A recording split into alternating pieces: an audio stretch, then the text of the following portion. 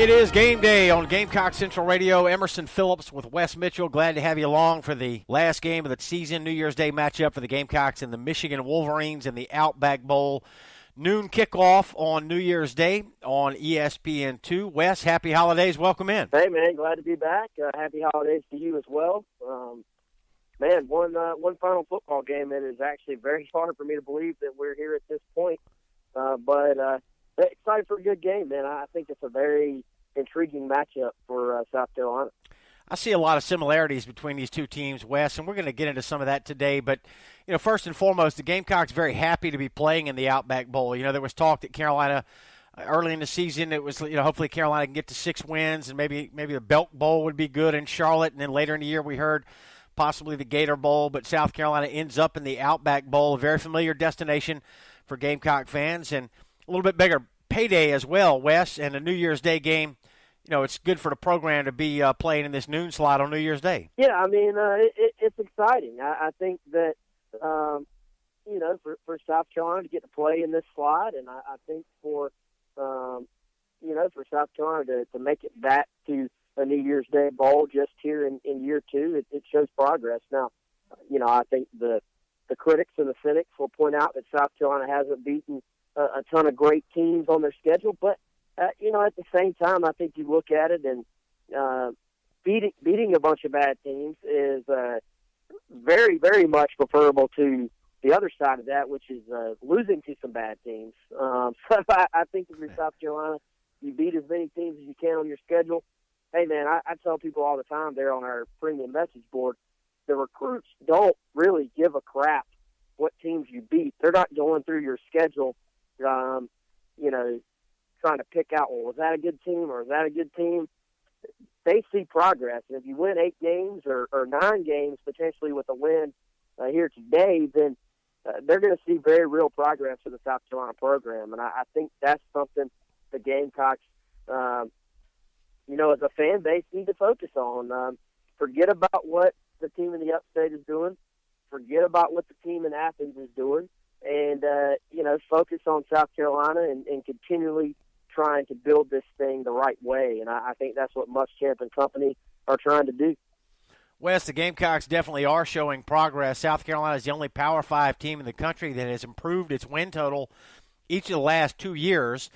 And if the Gamecocks can beat Michigan today, it would mark just the 7th time in the history of the program, 124 seasons of Gamecock football, that Carolina has won 9 or more games in a single season. So that would be a huge achievement. There's no doubt about that. And the progress that Will Muschamp and the staff are making, I think, is self-evident. Now, on the other side of the coin for Michigan, it's identical record to the Gamecocks at 8-4, but their season may be considered a little bit of a disappointment, even though they're extremely young and they've got a lot of people coming back next year. Springboard game for Michigan as well. But the fact that Michigan lost to the 4 biggest opponents that they faced during the regular season, they lost to Michigan State, they lost to Penn State, and then they lost 2 in a row at the end of the year to Wisconsin and to its arch rival, Ohio State. So that's the similarity that I see, Wes. Both the Gamecocks and Michigan beat everybody they were supposed to beat, but they didn't really beat anybody of any note. They didn't beat anybody strong this year. So an opportunity today for both teams to wrap up the year with a nice win in a bowl game and, get a little bit of momentum and get that feel-good feeling, that sensation going into spring ball and preparations for 2018. Yeah, I agree, man. And, Steve Spurrier used to talk about the fact that, he sort of took it to an extreme. He said fan bases didn't care about the season if you didn't win your bowl game because of that feeling you get going into the off season. Everybody's happy after a win for the most part. You're still going to have people pick apart some negatives of what's happening, but everybody's just in a better mood, I think, if you finish the season on a high note and everything just feels a little bit better. So both these sides are sort of looking for that marquee win. Like you said, Michigan didn't really have a marquee win either. You can go back. That opener with Florida was billed to be a very, very big game at the time, but you look, obviously Florida was not what we thought they could be coming into the season. South Carolina beat Florida as well. So, that Michigan win over Florida really is not as impressive on paper as maybe it appeared to be at first start. You have 2 teams that have struggled offensively, 2 teams that have been good defensively, there are a lot of similarities. Now, from a scheme standpoint, it's a bit different on both sides. But as far as how their seasons have gone, both sides are sort of looking. I don't know necessarily if Michigan would consider beating South Carolina, like a marquee win, but both sides are looking for sort of indication about what their season has been, and certainly for South Carolina, if they could beat another named program in a bowl, that goes a long way for them, man. And I keep going back to that number 9. 3 wins when Muschamp takes over, 6 wins, in year 1, and then if you get to 9 in year 2, all this social media and all these graphics and stuff that Justin King and his department put out. I think being able to say you improved from 3 to 6 to 9 is just a very real showing of progress. Yeah, exponential improvement for the Gamecocks if they can get to 9 wins today. We got a noon kickoff in the Outback Bowl, Gamecocks and Michigan Wolverines, and Michigan about a 7.5-point favorite right now heading into this New Year's Day bowl slate. So, Wes, let's talk about Gamecock injuries first before we get into some of the specific matchups in today's game that we'll be keeping an eye on. Give us a Gamecock football injury report. We know that Rico Dowdle is out. Obviously, Debo Samuel will not play today. There had been some hope, weeks ago that both those two might be back and available for a possible bowl game for the Gamecocks, but we know Dowdle and Samuel are out today. What about Casey Crosby? Yeah, it looks like Casey Crosby is going to be able to go. Some other guys are banged up there. You look at Zach Bailey. He's sort of been limited in practice at times there at right tackle. Donnell Stanley has been limited at times there. I think most guys are going to give it a shot. I would say they're more sort of game time decisions, and they'll manage their snaps as the game goes along and see how they're doing. Sedarius Hutchinson would sort of be your other option there at Donnell Stanley's spot. Blake Camper probably slides in at right tackle if Zach Bailey has to come out. Both those guys, they'll see how they feel, later on today as far as leading into the game.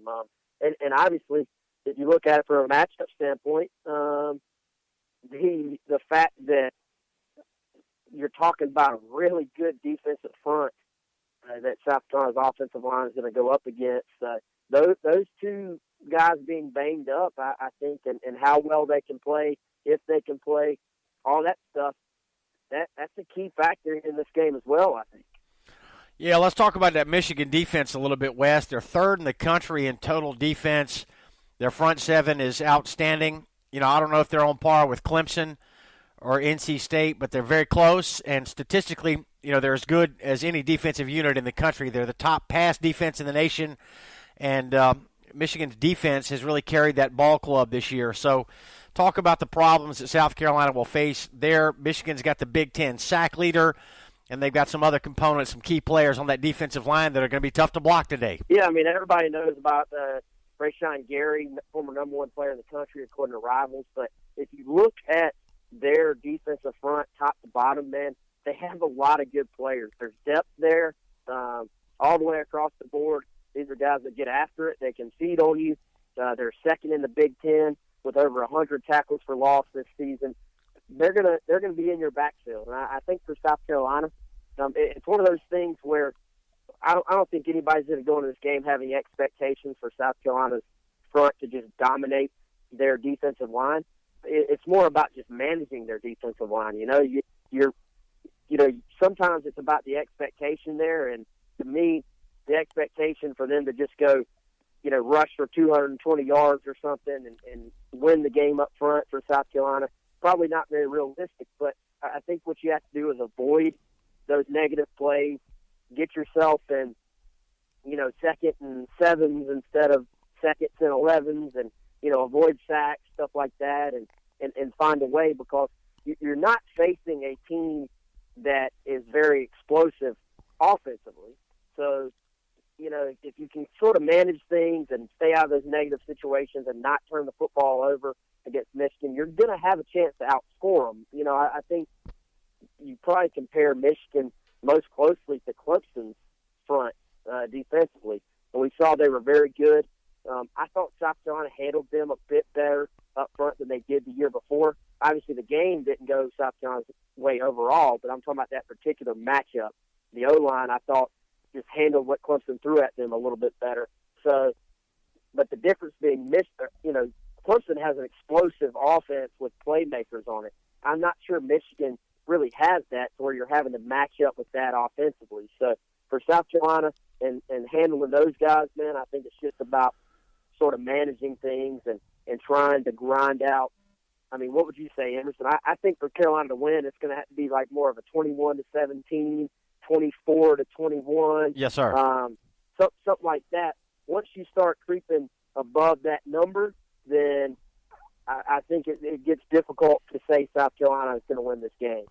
Yeah, the Gamecocks only given up 20 points a ball game this year. Marked improvement for the Gamecock defense under Will Muschamp in his second year here. So, Wes, in addition to a very stout Michigan defense that the Gamecocks are going to have to deal with today, there is, what may be the top story of this game going into the matchup, and that is that Kurt Roper, the Gamecock offensive coordinator, was let go shortly after the end of the regular season, and Gamecock wide receivers coach Brian McClendon will handle play calling during this bowl game. So, first chance for McClendon to call the plays for the Gamecocks, and he's going to be doing it against one of the best defenses in the nation.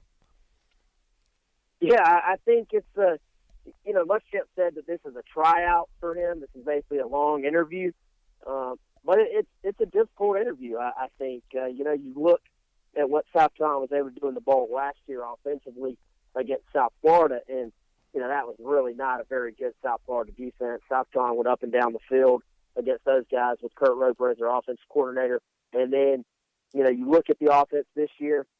Still no Deebo Samuel, something we've talked about on the podcast all year long. Emerson, no Rico Daddle.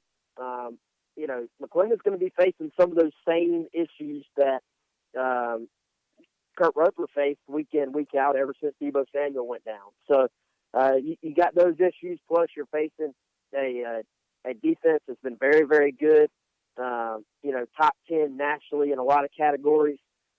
This is a pretty special defense he's going to be going up against. And I don't think you can go out saying, the offense has got to score 35 points in order to give McClendon the job. I think it's much more about the preparation leading into it. Does he make good adjustments in the game? Does he have a good feel for the game? Because going back to Kurt Roper, and I did defend Kurt Roper at times. At the end of the day, I do think that Muschamp had to make a change because the offense, at the end of the day, just needed to be more productive, period.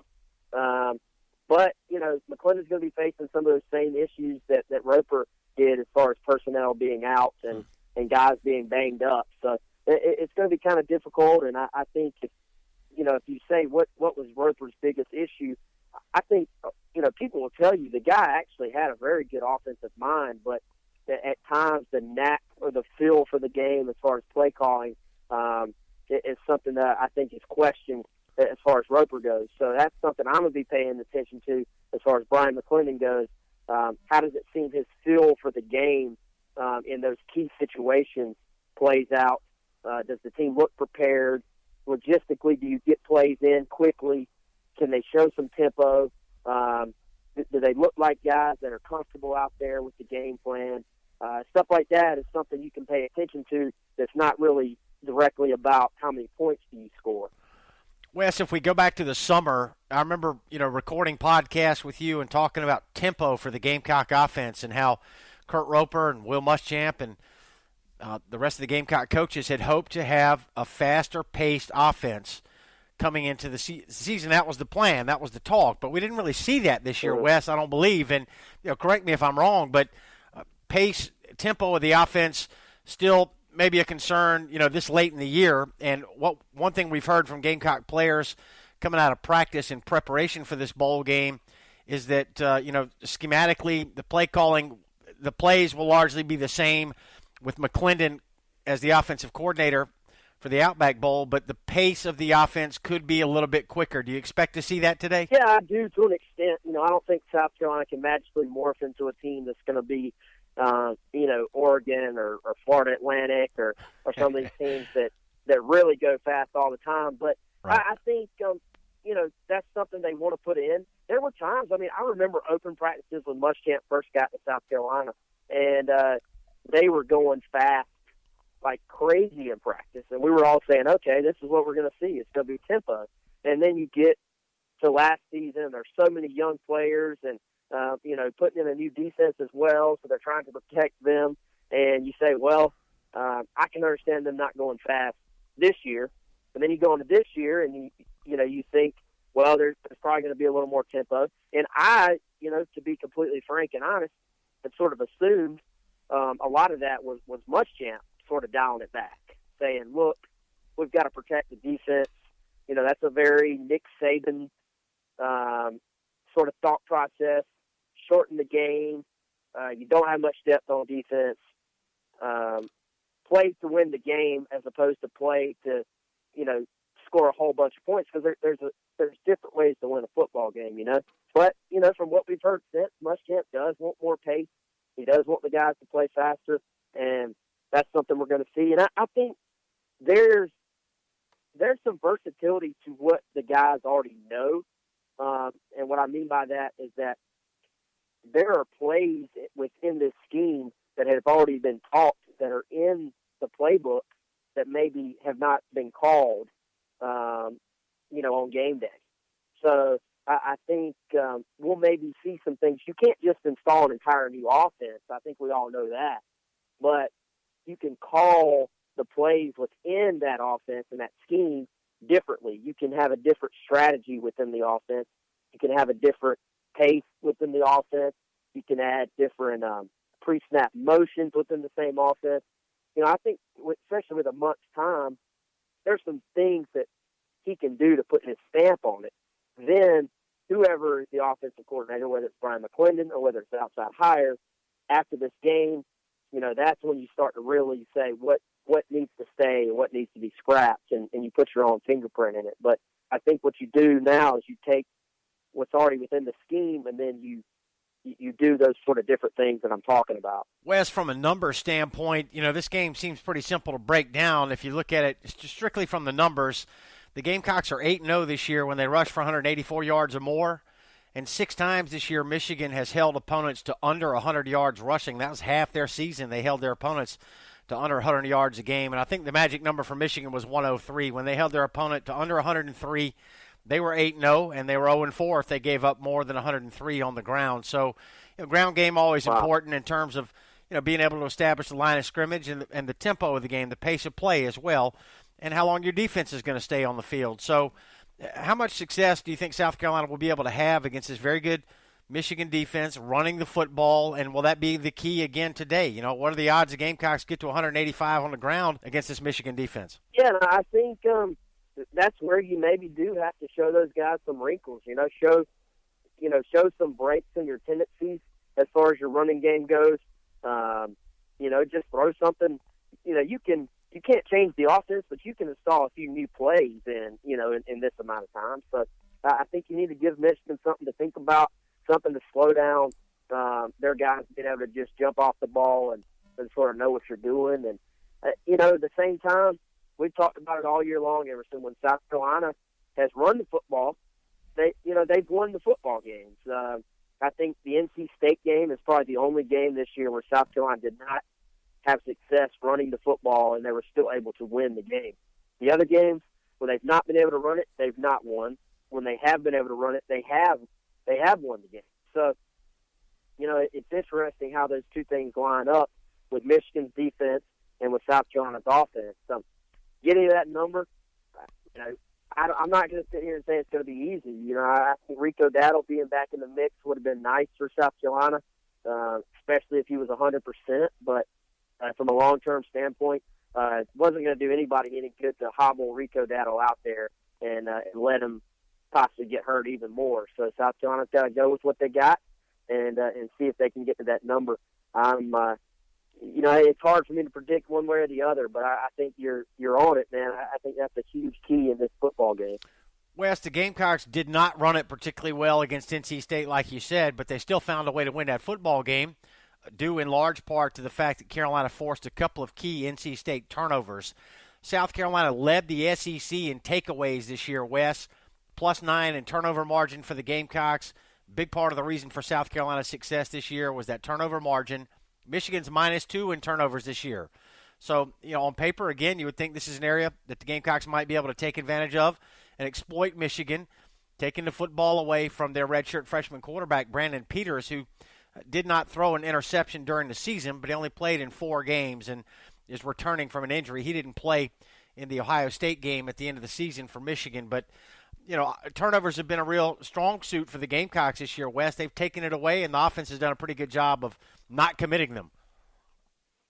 Yeah, and that's something we talk about every week. Is that's part of the culture at South Carolina. That's part of the DNA of what they teach defensively. And they don't use a turnover chain on the sideline to show it, but you can tell that it doesn't take long being around this staff for you to be able to tell just how important that is to what they do. And when that's another thing. When South Carolina's getting turnovers, they tend to win those games. When they're not, that's when it's been a little more difficult for them. So I think you look at Michigan, you look at South Carolina's defense, Emerson, I don't know if they do a whole lot that really just scares you. I look at some of the weapons South Carolina's had to square off against this year. Certainly what Clemson has in the skill department.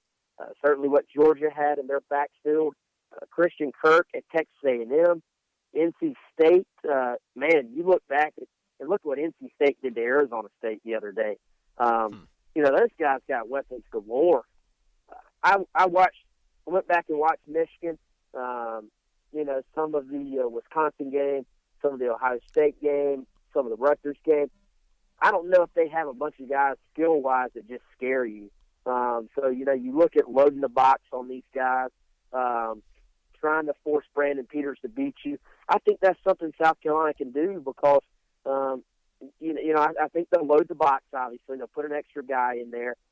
Against Georgia, they loaded the box, but because of some of Georgia's other weapons, they had to play off their receivers on the edge. You remember everybody complaining about them giving up those easy, quick throws. Against Clemson, you had to do some of that as well. Plus, you had to sort of put a guy in support of the quarterback run. That had to be his sort of lone responsibility. So you're taking a guy either out of coverage or taking away a guy that you could have otherwise blitzed.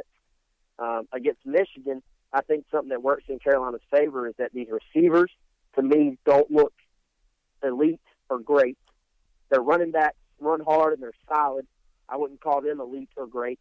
And their quarterback is not a runner.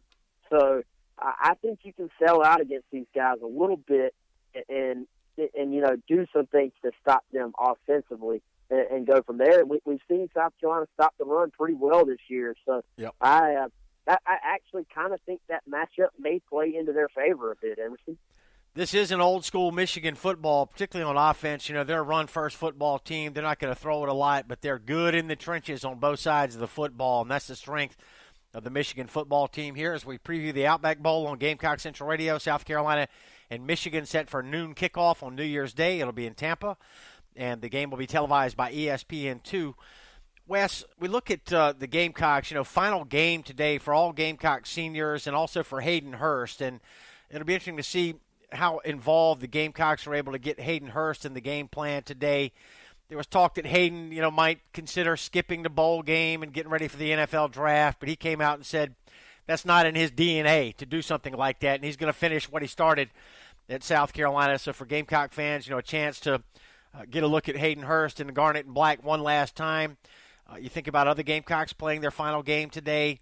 Sky Moore, Gamecocks all-time leader in interceptions, most ever interceptions by an SEC linebacker at 14, and he's actually tied for the Carolina all-time record in that department right now. So Sky needs one more pick today to become the all-time leader alone by himself in that category, currently tied with Bo Davies. So, a chance for Gamecock fans just to pay a little bit of respect to these Gamecocks who have had fantastic careers. Hayden Hurst and Sky Moore, just a couple of them, Wes. Yeah, man, I think those are guys, and I always sort of allow myself, as covering the team, and I always mention to the fans, too, I think at this point you sort of have to sit back and let yourself enjoy seeing them play.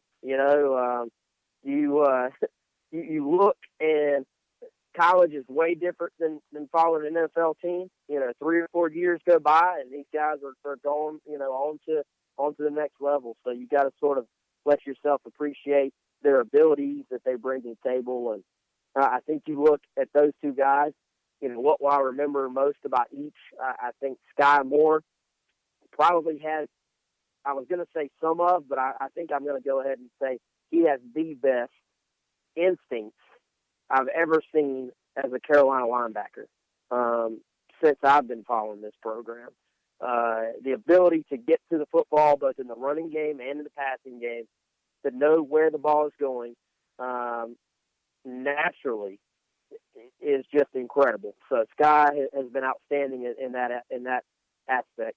And then Hayden Hurst, I think, will be known for just being maybe literally the hardest worker on the team, being that guy who's not only one of your best players, but is also one of your hardest workers and leading the way for his teammates. I don't know if we've talked enough about what a phenomenal leader Hayden Hurst has been. So obviously he's a great player. We all see that. We see the numbers.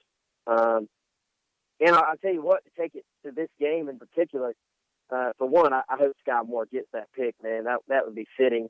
But two, if I'm South Carolina, I'm feeding Hayden Hurst. If I'm Brian McClendon and I want this job, I think throwing the football at 81 is a really, really good idea. Yeah.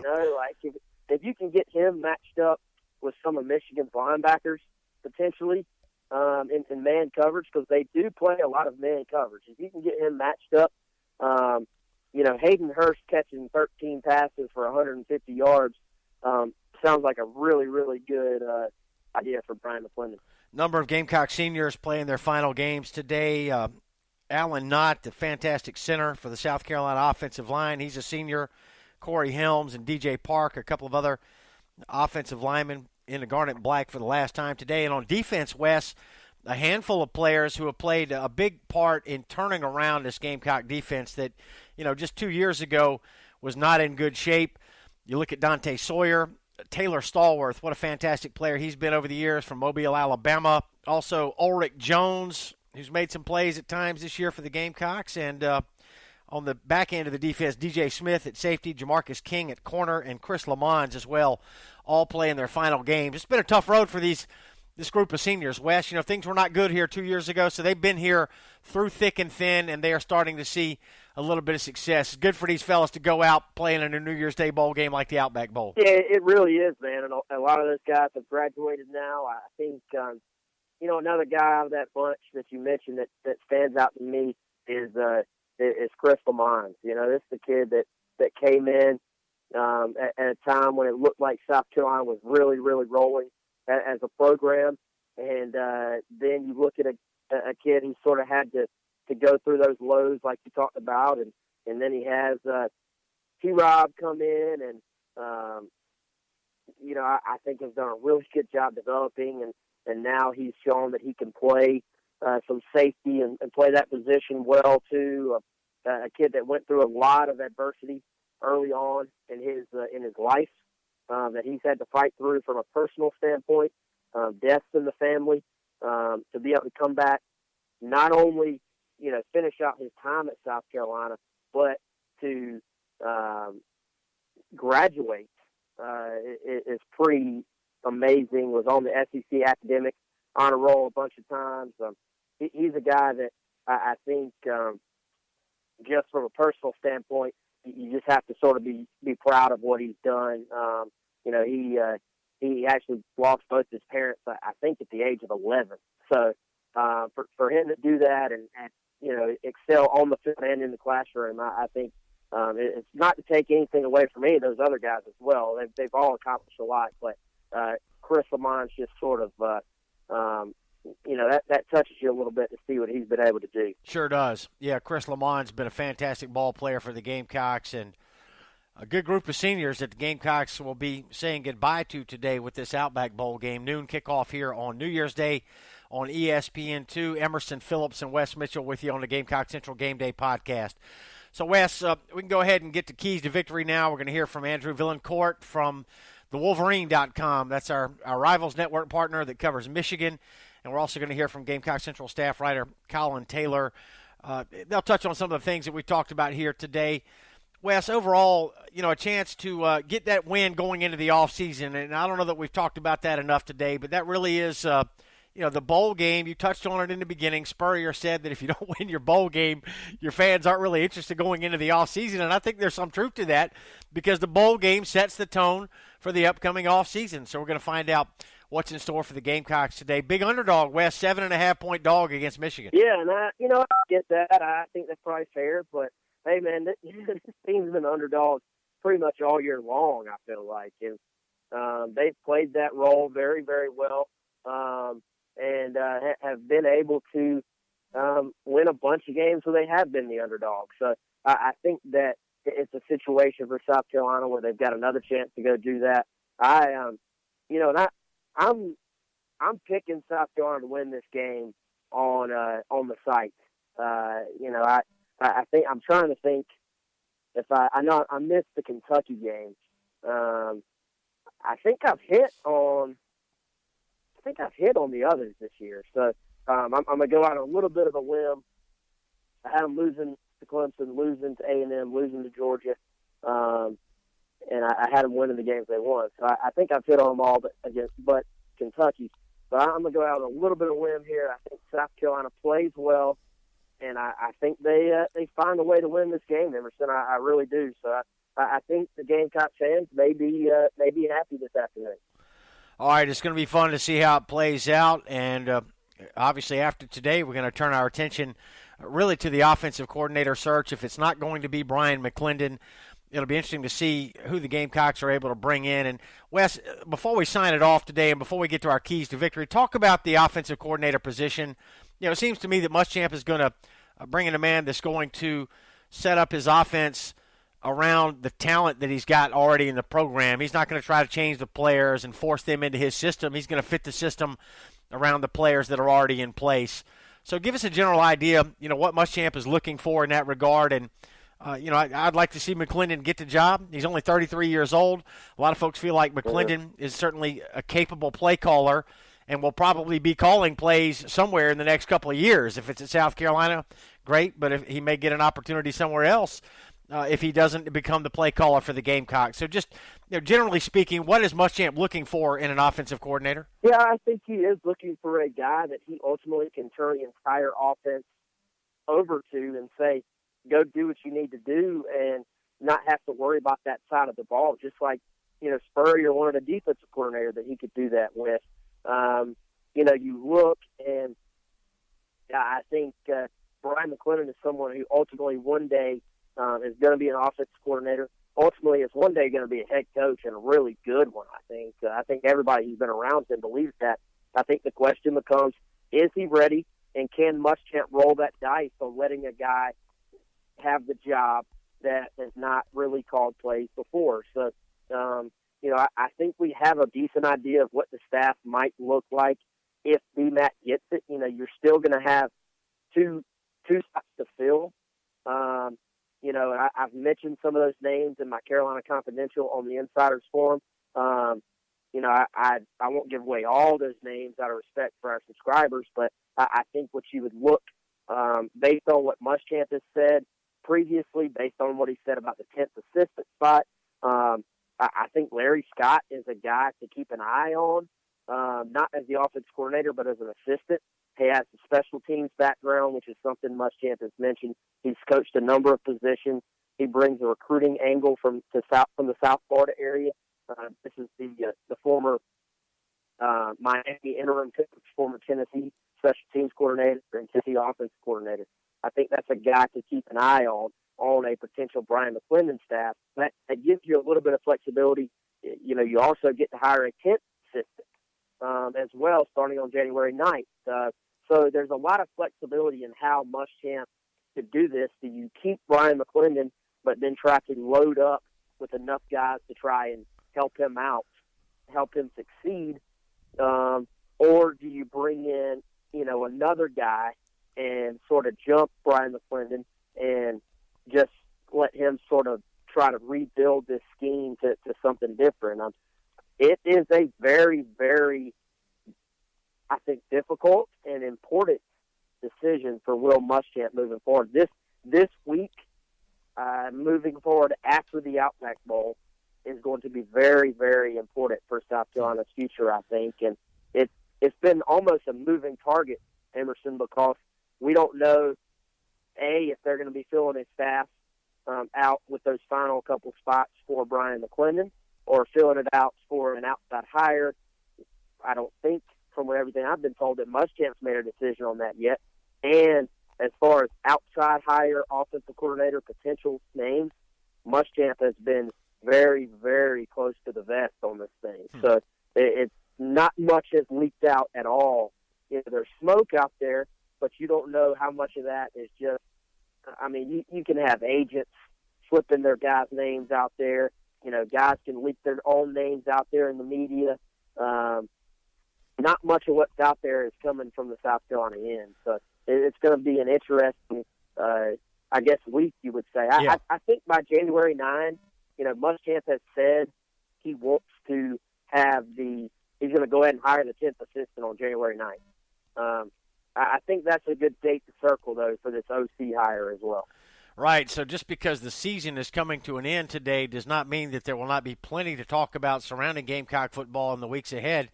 We've got the offensive coordinator opening, and obviously the Gamecocks are going to sign some more players on signing day coming up in early February, and before you know it, we will be into year 3 of the Will Muschamp era and the start of spring practice coming up in 2018. So a lot to look forward to here on Gamecock Central. Let's get the keys to victory today, and we will start with Michigan's keys, and we're going to check in with Andrew Vailliencourt. He covers the Wolverines for thewolverine.com. That's our Rivals Network partner covering the Michigan Wolverines. And here is Andrew Vailliencourt with Michigan's keys to victory today. So the keys for Michigan to pull out a victory here in this Outback Bowl against South Carolina, number one is turnover margin. The turnover battle is going to be huge in this game. South Carolina +9 in turnover margin compared to Michigan, who's at -2. Despite how good Michigan's defense has been, they haven't necessarily been able to come away with as many turnovers as fans would like. And, of course, that number is also inflated because of how many turnovers Michigan has had on offense. So they're going to have to take care of the ball. Brandon Peters has done a good job of that this season when he's played. Running backs are going to have to continue to hold on to the ball. And I think that's a crucial area for Michigan because South Carolina is not going to be able to score enough on their own without a turnover from Michigan. So if Michigan can keep the ball in their hands, then that will bode well for the Wolverines. Number two is the Michigan front seven just has to keep doing what it's been doing all season, and that's get to the quarterback. Make Jake Bentley uncomfortable in the pocket, make him run around, make him make throws before he wants to, that sort of thing. Michigan is the number one pass defense in the country, and so if they're able to get back there and get to Bentley, things are only going to go the Wolverines' way. And then number three, which has been a problem for Michigan all season long, has been not allowing sacks. The offensive line has been very inconsistent this year for Michigan. It's resulted in both Wilton Spate and Brandon Peters getting injured. And John O'Corn had to run around quite a bit as well. So Peters, in his first game back from the concussion he suffered against Wisconsin, it'll be big for Michigan, obviously, in their chances to win, but also Peters' confidence just to know that he can survive back there behind this Michigan offensive line. So those would be my three keys to the game for Michigan. All right, thank you, Andrew. That's Andrew Vailliencourt from thewolverine.com. And now for Gamecock keys to victory, let's send it over to our friend Collyn Taylor, Gamecock Central staff writer. He's got Gamecock keys to victory over Michigan in today's Outback Bowl. This is obviously one of South Carolina's biggest defensive tests of the year. Michigan's front seven is arguably up there with one of the best they faced all year. Clemson's is probably better, but I wouldn't say by much. South Carolina's going to have to, I think, spread the ball around. I think you're going to see a lot of what they did against NC State. You're going to see a lot of passes in the flat, trying to spread them out a little bit. But they got to be able to get the ball into space because Michigan is going to stop the run, and it's going to get to Jake Bentley. So he's got to get the ball out quick. And defensively, they're going to, Michigan's been a little inconsistent on offense. Their offense isn't great. But defensively, they're going to have to stop the run. We say it every week, but if they can force, whoever's quarterback in Michigan, Brandon Peters.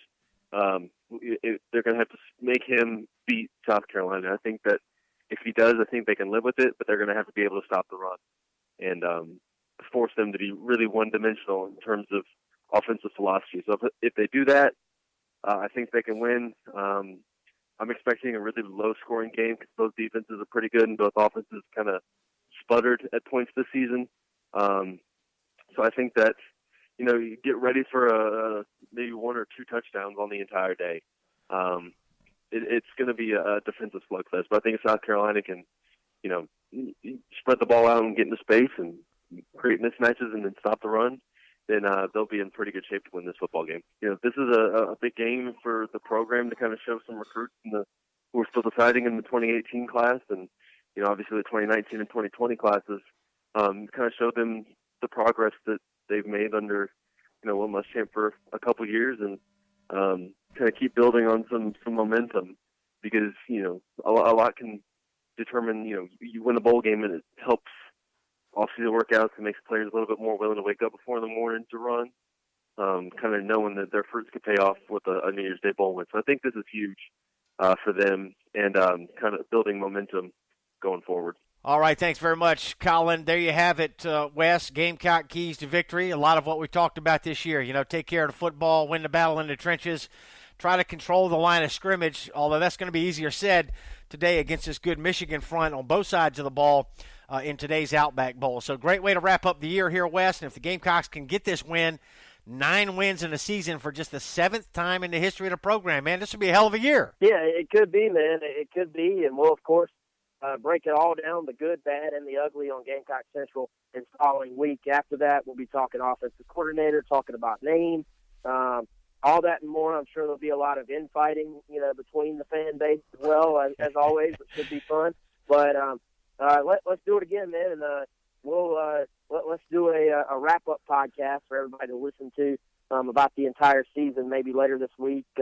After we find out what happens later on today in this Outback Bowl. Yeah, we'll do it. Wes, appreciate your hard work. I know how hard you and Chris and Collyn and everybody with Gamecock Central work to cover Gamecock football in particular. That's kind of our bread and butter. And I know that our subscribers appreciate everything that you do. And, I read everything we put on the website, too. So just wanted to thank you and wish you a Happy New Year. Thanks, Wes. Happy New Year to you as well, man. Happy New Year to everybody listening. We'll talk to you soon, man. All right, looking forward to doing it again soon here. We'll have a season recap when we come back on Gamecock Central Radio. That'll do it for now. Happy New Year, friends, and enjoy the Outback Bowl. For Wes Mitchell, I'm Emerson Phillips. It's Gamecock Central's Game Day Podcast.